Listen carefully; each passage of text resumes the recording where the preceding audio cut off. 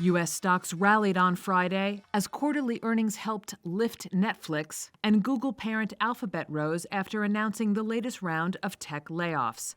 The Dow climbed 1%, the S&P gained nearly 2%, while the Nasdaq soared almost 2 2/3%. Alphabet said it was slashing 12,000 jobs, sending its shares up more than 5%. It follows other layoff announcements from tech peers Microsoft and Amazon. David Spica is Chief Investment Officer at Guidestone Capital Management. I don't think the job losses are as dire as they might seem if you're talking about the tech sector, the financial services sector, because a lot of companies overhired coming out of the pandemic.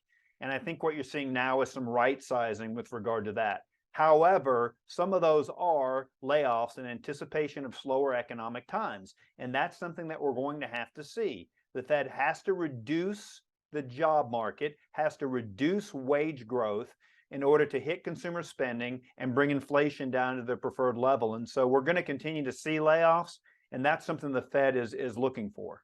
Comments from Federal Reserve officials have largely said they expect interest rates to climb to at least 5% this year as the central bank continues to try to tamp down high inflation. The Fed is largely expected to raise rates by 25 basis points at its February 1st policy announcement. Shares of Netflix jumped nearly 8.5% as the streaming company added more subscribers than expected in the fourth quarter and said co-founder Reed Hastings was stepping down as chief executive.